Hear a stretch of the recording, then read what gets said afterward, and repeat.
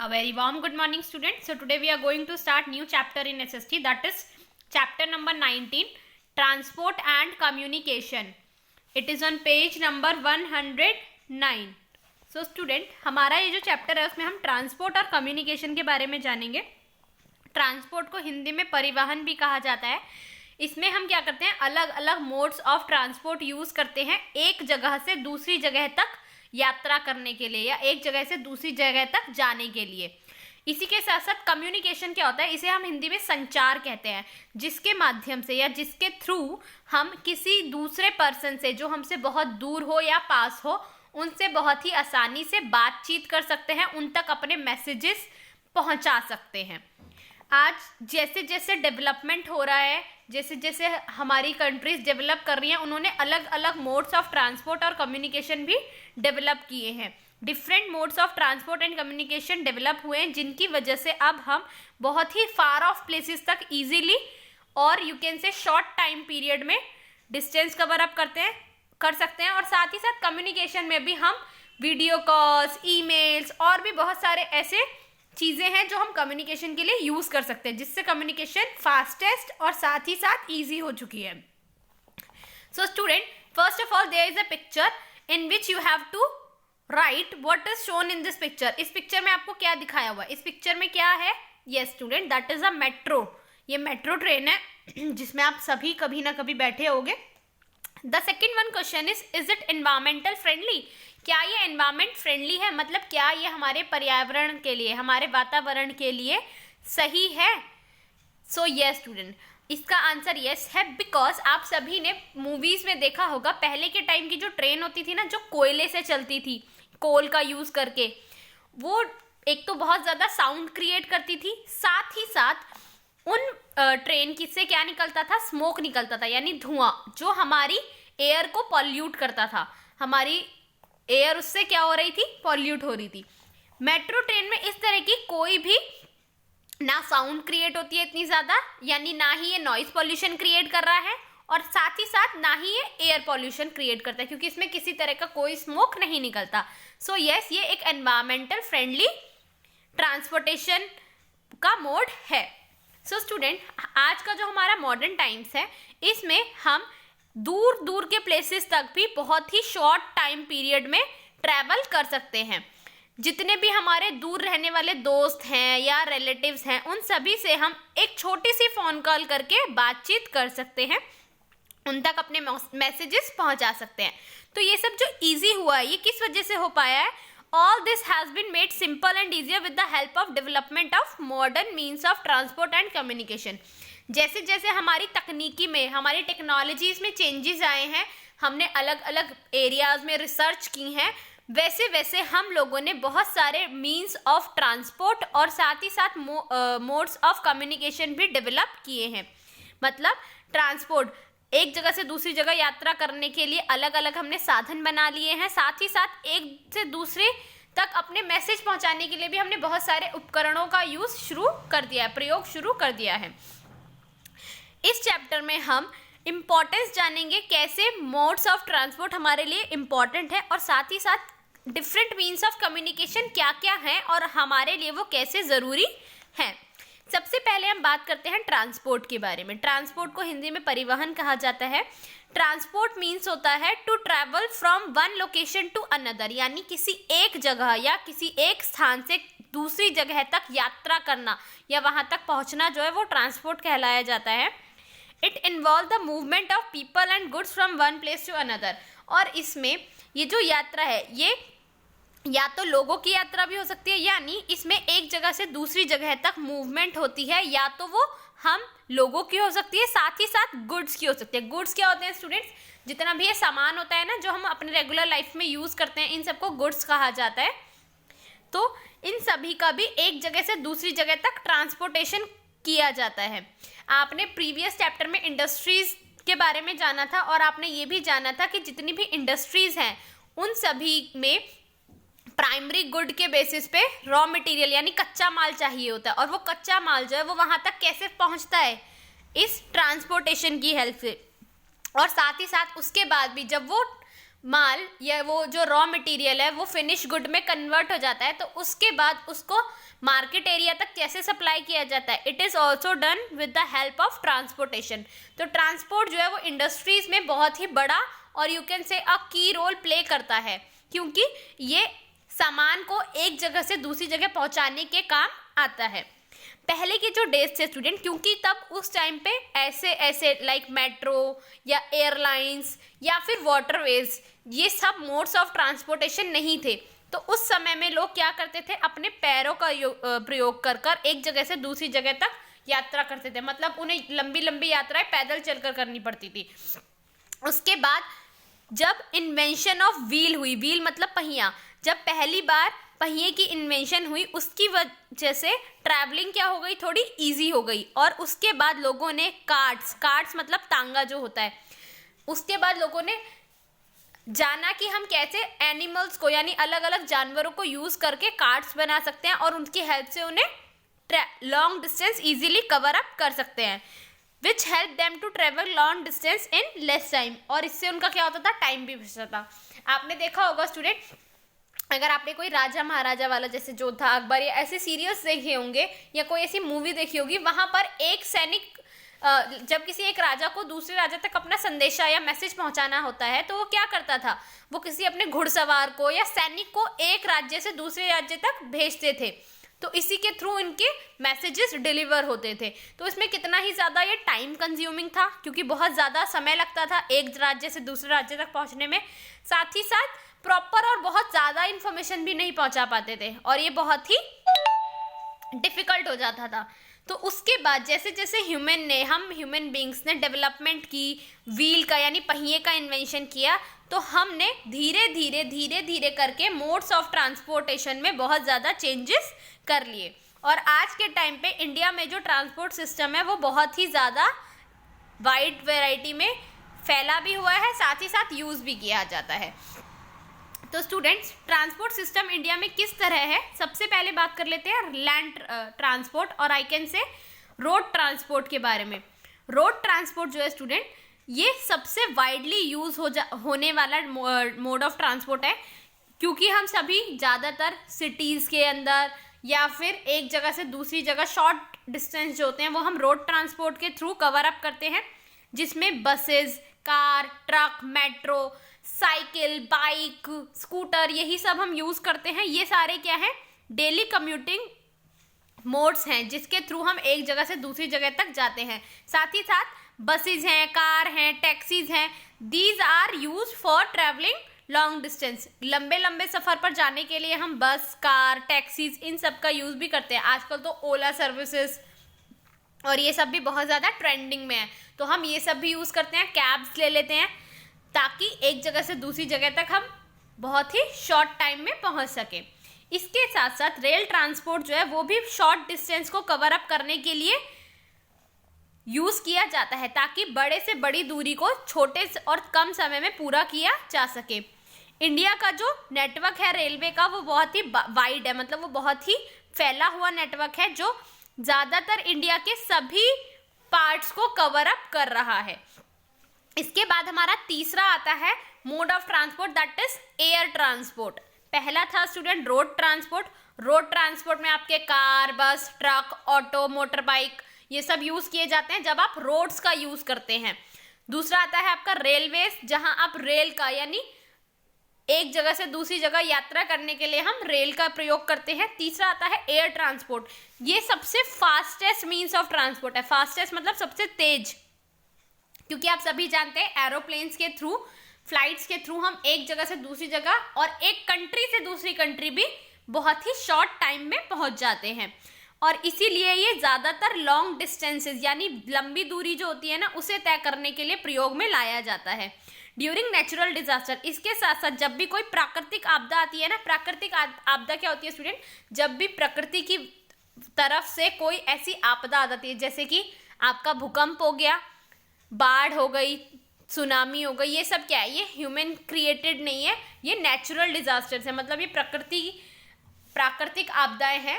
इनकी वजह से जब भी कोई भी लॉस होता है तो ऐसे एरियाज पर या ऐसी जगहों पर हेलीकॉप्टरों का यूज़ किया जाता है वहाँ के लोगों तक खाना, कपड़े और मेडिसिन पहुँचाने के लिए। तो आप देख रहे हैं स्टूडेंट, एयर ट्रांसपोर्ट कितना ईजी और कितना कन्वीनियंट है हमारे लिए। क्योंकि देखिए, कई बार आपने देखा होगा, पिछली बार उत्तराखंड में जब वो आई थी, आपदा आई थी, वहाँ तक फूड, मेडिसिन और बाकी चीज़ें सप्लाई करने के लिए हेलीकॉप्टर्स को ही यूज़ किया गया था। क्योंकि देखिए, पहली बात तो वो इतने लॉन्ग डिस्टेंस है, मतलब इतनी ज़्यादा फार ऑफ प्लेसेस है। दूसरी चीज़ कि वो माउंटेन एरियाज थे, तो वहाँ तक का ट्रांसपोर्टेशन का सबसे बेस्ट वे जो था वो एयर ट्रांसपोर्ट ही था, जिसका प्रयोग किया गया था। इसके बाद हमारा एक और ट्रांसपोर्ट आता है, mode of transport, that is water transport, जिसमें हमारे क्या आते हैं, वाटर ट्रांसपोर्ट में बोट आ गई आपकी, स्टीमर्स आते हैं। स्टीमर्स वो होते हैं जो with the help of motor चलते हैं, मोटर्स लगी होती हैं उसमें, और शिप्स आ गए। ये क्या होते हैं, ये common means of water transport हैं, जो एक जगह से दूसरी जगह तक लोगों को और साथ ही साथ गुड्स को यानी सामानों को पहुंचाने के भी काम आते हैं समुद्र में। These need ports for loading and unloading goods। और इन वाटरवेज को यूज करने के लिए या वाटर ट्रांसपोर्ट को यूज करने के लिए जगह जगह पोर्ट बनाए जाते हैं। पोर्ट क्या होता है स्टूडेंट, बंदरगाह जिसे कहा जाता है, मतलब जहां पर आकर शिप या बोट खड़ी होती है, जहां पर सामान को लोड यानी चढ़ाया और अनलोड यानी उतारा जाता है। तो स्टूडेंट, अब हम इन सब के बारे में डिटेल में जानते हैं। सबसे पहले हम बात कर लेते हैं रोडवेज के बारे में।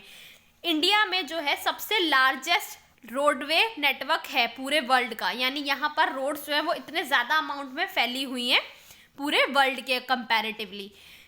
We now have roads connecting most of the village and towns. और आज के टाइम पे हमने इतनी डेवलपमेंट कर ली है कि हमारी जितनी भी रोड्स है ना, वो सारी अलग अलग दूर दराज के गाँवों और शहरों तक पहुँच चुकी हैं। अब ये जो रोड्स होती हैं स्टूडेंट, वो बेसिकली दो तरह की रोड्स आपने देखी होंगी। जब आप गाँवों की तरफ जाएंगे तो वहाँ आपको मिलती है अनमेटल्ड रोड, जिसे हम कच्ची रोड भी कह सकते हैं, कच्चा रास्ता। और जब आप शहरों में देखते हैं, जो आपके यहाँ पर स्ट्रीट्स में, गलियों में आपने देखी हुई है, वो कैसी होती है, मेटल्ड रोड यानी पक्का रास्ता। सो स्टूडेंट, दोनों में डिफरेंस क्या होता है, मेटल रोड जो होते हैं वो जनरली सीमेंट के, कंक्रीट और तार, इन चीज़ों को यूज और प्रयोग में लाकर बनाए जाते हैं। और ये क्या होते हैं, पक्के होते हैं कंपैरेटिवली, मतलब इनमें क्योंकि इतने हार्ड मटेरियल्स का यूज होता है, सीमेंट का, कंक्रीट का, तारकोल जो होता है ब्लैक कलर का, आपने देखा भी होगा, जो हमारे इन रोड्स पे बिछा हुआ है। और उसी के कंपैरेटिवली जो अनमेटल्ड यानी जो कच्चे रास्ते होते हैं ना, वो किसके बने होते हैं, मिट्टी के, सॉइल के। वो उसमें ना किसी तरह का हार्ड मटेरियल यूज नहीं होता, कोई कंक्रीट, सीमेंट ये सब यूज नहीं होता। दूसरी चीज, मेटल रोड जो है ना, ये ज्यादातर बड़ी बड़ी सिटीज में, टाउन्स में यानी शहरों में और बड़े बड़े जिलों में पाई जाती हैं। और जो आपकी अनमेटल रोड्स हैं, ये सारे ज्यादातर गांव और जितने भी गांव वाले क्षेत्र हैं ना, उन सभी में ये अनमेटल्ड रोड पाई जाती हैं। आज भी बहुत सारे ऐसे इलाके हैं जहां पर अनमेटल्ड रोड है। आप गांव की तरफ जब भी जाएंगे तो नोटिस कीजिएगा, वहां पर सारी अनमेटल्ड रोड्स होती हैं। धीरे धीरे उनमें भी डेवलपमेंट हालांकि होती जा रही है। उसके साथ साथ स्टूडेंट, बहुत सारे नेशनल हाईवेज और स्टेट हाईवेज भी बना लिए गए हैं।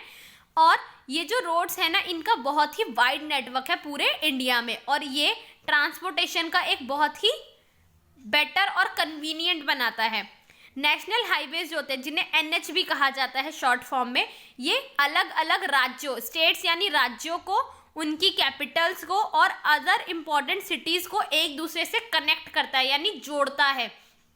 साथ ही साथ ये इन सभी को गांव और अलग अलग के शहरों तक भी जोड़ता है। हमारे इंडिया में टोटल लेंथ जो है नेशनल हाईवे की, वो है 1,32,499 किलोमीटर। सो स्टूडेंट, आप अंदाजा लगा सकते हैं कि इंडिया में कितनी वाइड नेटवर्क है हमारे इन नेशनल हाईवेज का, जो 1,32,499 किलोमीटर है। और इसी के साथ स्टूडेंट, आपने नाम भी सुने होंगे नेशनल हाईवे में, जैसे NH10 है, नेशनल हाईवे 10, NH9 है, NH24 है। ये सब क्या कर रहे हैं, अलग अलग छोटे छोटे शहरों को, गाँव को बड़े बड़ी सिटीज से और स्टेट से और उनकी कैपिटल से ज्वाइन कर रहे हैं, कनेक्ट कर रहे हैं। साथ ही साथ स्टूडेंट, NH44 यानी नेशनल हाईवे 44 जो है वो लॉन्गेस्ट नेशनल हाईवे है पूरी इंडिया का, और ये कहाँ से कहाँ तक है, ये श्रीनगर से लेकर कन्याकुमारी तक है। तो देख रहे हैं स्टूडेंट, श्रीनगर जो कि हमारे जम्मू साइड पड़ता है और कन्याकुमारी जो कि बिल्कुल नीचे है बॉटम साइड में, तो ये पूरी लॉन्गेस्ट हाईवे है जो इन दोनों को ही कवर अप और कनेक्ट कर रहा है। उसके बाद बात करते हैं रेलवेज की। हमारे इंडिया में हर रोज मोर देन 11,000 ट्रेन्स रन होती हैं पूरी कंट्री में, और ये 18 लाख किलोमीटर तक का डिस्टेंस कवर अप करती हैं। इसीलिए हमारे इंडिया में रेलवेज को लाइफलाइन ऑफ कंट्री भी कहा जाता है, यानी ये हमारी यहाँ की जीविका का एक सहारा है। आपने देखा होगा स्टूडेंट, मुंबई साइड जो है वहाँ पर लोकल ट्रेन्स भी चलती है, यानी विद इन द सिटी, उस शहर के अंदर ही एक जगह से दूसरी जगह तक जाने के लिए भी लोग रेलवे का यानी रेल्स का, लोकल ट्रेन्स का प्रयोग करते हैं। तो रेल बहुत ही इंपॉर्टेंट रोल प्ले करती हैं ट्रांसपोर्टेशन में। इसके साथ साथ यहाँ पर कुछ स्पेशल टाइप ऑफ ब्रिज के नाम दिए हुए हैं। ब्रिज आप सभी जानते हैं स्टूडेंट, कुछ इस तरह के जो बांध होते हैं। पहले के जमाने में ये बांध जो होते थे ये रस्सियों के बने होते थे, सिर्फ रस्सी और लकड़ी का प्रयोग करके, लेकिन अब जैसे जैसे डेवलपमेंट हुई है इनके जो बनाने का तरीका है वो भी चेंज हो गया है। इसमें अलग अलग 4 तरह के ब्रिज के बारे में आपको बताया हुआ है। पहला है बीम ब्रिज। बीम ब्रिज जो है student, that is constructed on a large number of pillars. ये अलग अलग बहुत बड़े बड़े पिलर्स पर बनाया गया है जो कंक्रीट या बीम के बने हुए हैं। इसके बाद दूसरा है an arch bridge. Arch bridge is in the shape of a curve. देखिए आर्क ब्रिज की आपको पिक्चर दी है। आर्क क्या होती है, कुछ इस तरह की हाफ सर्कुलर लाइन होती है ना, तो ये ब्रिज आर्क की फॉर्म में ही बना हुआ है, मतलब एक कर्व गोलाकार है इसकी शेप, और ये सीमेंट, कंक्रीट और ब्रिक्स यानी ईंटों का प्रयोग करके बनाया गया है। साथ ही साथ एक लिफ्टिंग ब्रिज भी है, दैट इज जिसे ड्रॉ ब्रिज भी कहा जाता है। ये एक मूवेबल ब्रिज है that can be lifted up to allow vehicles like ships to pass through, जो मतलब लिफ्ट हो सकता है यानी ऊपर की तरफ इसे उठाया जा सकता है। साथ ही साथ एक सस्पेंशन ब्रिज भी है, that is held in place by sturdy और स्ट्रॉन्ग केबल्स। ये इस तरह के ब्रिज आपने मूवीज में भी देखे होंगे। ये है सस्पेंशन ब्रिज, जिसमें लंबी लंबी केबल्स जो होती है ना वो जुड़ी हुई होती हैं, इसे सस्पेंशन ब्रिज भी कहा जाता है। सो स्टूडेंट, जैसे जैसे डेवलपमेंट हुई है वैसे वैसे हमने अपने ट्रांसपोर्टेशन के मोड्स और ब्रिज इन सब में भी बहुत ज़्यादा चेंजेस किए हैं। अब हम बात करते हैं उन्हीं ट्रेन्स के बारे में। ट्रेन्स जो है स्टूडेंट, वो इंडिया में पहली ट्रेन मुंबई से थाने के बीच में चली थी 1853 में। These days Indian railway have super fast train like, और उस टाइम पे जो उनकी सुपर फास्ट यानी बहुत तेज चलने वाली जो ट्रेन थी उनमें से कौन कौन सी ट्रेन थी? शताब्दी एक्सप्रेस, राजधानी express. Express students, express train जो होती हैं वो जनरली पैसेंजर ट्रेन से ज़्यादा तेज स्पीड में चलती हैं, और साथ ही साथ वो किसी भी स्टेशन पे रुकती नहीं है, मतलब पर्टिकुलरली उनके सिर्फ 1 या 2 मेजर स्टेशन ही होते हैं, रेलवे स्टेशन, जहाँ पर वो रुकती हैं। तो उनमें से शताब्दी एक्सप्रेस है, राजधानी एक्सप्रेस है और दुरंतो एक्सप्रेस भी है। साथ ही साथ लोकल ट्रेन, जिसके बारे में मैंने अभी बताया आपको, बहुत सारी ऐसे शहर हैं जैसे कि मुंबई है या चेन्नई है जहां पर लोकल ट्रेन्स यानी उन्हीं सिटीज़ के अंदर, उन्हीं मुंबई और चेन्नई के अंदर अंदर का डिस्टेंस कवर करने के लिए भी लोग लोकल ट्रेन्स का प्रयोग करते हैं। उसके बाद मेट्रो ट्रेन्स, जितनी भी बड़ी बड़ी सिटीज़ हैं जैसे कोलकाता हो गई, दिल्ली हो गई, इन सभी में मेट्रो ट्रेन सिस्टम है, और ये ट्रेन्स जो हैं वो सिटी के अंदर ही चलती हैं on an elevated underground tracks. Underground मतलब ग्राउंड के नीचे के ट्रैक के अंदर। आप लोग मेट्रो स्टेशन गए होंगे, आपने देखे होंगे बहुत सारे मेट्रो स्टेशन जो है वो अंडरग्राउंड बने हुए हैं, जैसे कश्मीरी गेट का ले लीजिए या राजीव चौक का ले लीजिए, वो अंडरग्राउंड बने हुए हैं यानी ग्राउंड के नीचे, और कई जगह एलिवेटेड भी है। सो स्टूडेंट, इसके बाद वाटरवेज के बारे में बात करते हैं। पैसेंजर शिप्स कैरी, जो पैसेंजर शिप होते हैं वो लोगों को एक जगह से दूसरी जगह तक वाटरवेज के थ्रू यानी पानी के रास्ते, समुद्र के रास्ते ट्रैवल करवाते हैं, और उसी के साथ साथ जो बड़े बड़े कार्गो शिप्स होते हैं वो गुड्स को यानी सामानों को एक जगह से दूसरी जगह ले जाने के काम आते हैं। पैसेंजर शिप लोगों को ले जाते हैं एक जगह से दूसरी जगह समुद्री रास्तों से, और कार्गो शिप सामानों को यानी गुड्स को एक जगह से दूसरी जगह ले जाने के काम आते हैं। टैंकर शिप जो होते हैं ये इस जैसे नाम से पता चल रहा है ये टैंक होते हैं, इनमें बहुत बड़े बड़े, इसलिए इनमें बहुत सारे अमाउंट में ऑयल या अदर पेट्रोलियम प्रोडक्ट्स को एक जगह से दूसरी जगह तक पहुंचाया जाता है स्टूडेंट। क्योंकि ये पेट्रोल, ऑयल, ये जो होते हैं ये बहुत ही सेंसिटिव मटेरियल होते हैं, क्योंकि इन्हें हम रोडवेज के थ्रू या किसी और मोड ऑफ ट्रांसपोर्टेशन के थ्रू एक जगह से दूसरी जगह तक नहीं ले जा सकते। इसके लिए सबसे कन्वीनियंट वे या कहूँ कि सबसे सही रास्ता जो है वो वाटरवेज ही रहता है, क्योंकि उसमें खतरा थोड़ा कम रहता है। वरना रोडवेज के थ्रू हम लाएंगे तो आग लगने का खतरा या एक्सीडेंट्स का खतरा इसमें बहुत ज़्यादा होता है। नेशनल वाटरवे जो है, जो कि प्रयागराज, हल्दिया, वो गंगा, भागीरथी, हुगली रिवर, ये लॉन्गेस्ट वाटरवे है हमारे इंडिया का। इसका नाम है प्रयागराज हल्दिया, जो कि गंगा नदी से लेकर भागीरथी नदी तक है। ये हमारे इंडिया का लॉन्गेस्ट यानी सबसे लंबा वाटरवे है।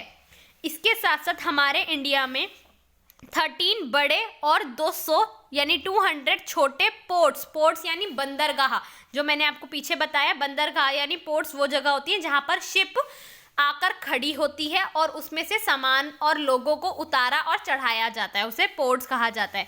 तो ऐसे 13 बड़े और 200 छोटे पोर्ट्स इंडिया में हैं। इसके बाद बात कर लेते हैं एयरवेज के बारे में। एयरवेज जो है स्टूडेंट्स, वो हमारे इंडिया गवर्नमेंट के थ्रू भी एयरलाइंस चलती हैं, साथ ही साथ कुछ प्राइवेट एयरलाइंस भी है जो गवर्नमेंट के थ्रू चलती हैं।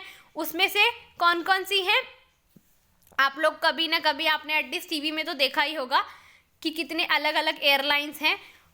उसमें से there are many private airlines like IndiGo है, विस्तारा है, एयर एशिया है। ये सब क्या है, ये प्राइवेट एयरलाइंस हैं जो लोगों को एक जगह से दूसरी जगह तक पहुंचाने के काम आती हैं। साथ ही साथ Air Costa and SpiceJet, these airlines link all the major cities in India.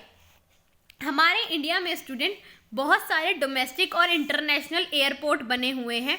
हमारे इंडिया के अंदर ही 17 यानी 17 इंटरनेशनल एयरपोर्ट हैं, वो भी बड़े बड़े शहरों में, जैसे दिल्ली में, बेंगलुरु में, चेन्नई में, मुंबई, कोलकाता और हैदराबाद। और more than 80 domestic airport that serve different states, और 80 ऐसे डोमेस्टिक एयरपोर्ट हैं जो एक स्टेट से दूसरी स्टेट तक फ्लाइट्स, जहां से एयरलाइंस की सर्विस प्रोवाइड की जाती है, फ्लाइट की सर्विस प्रोवाइड की जाती है। सो स्टूडेंट, सबसे फास्टेस्ट वे जो था ट्रांसपोर्टेशन का, दैट इज एयरवेज, क्योंकि इसमें सबसे कम टाइम लगता है, साथ ही साथ बड़े से बड़े लंबी दूरी जो है या लंबी यात्रा इसके थ्रू आसानी से की जा सकती है।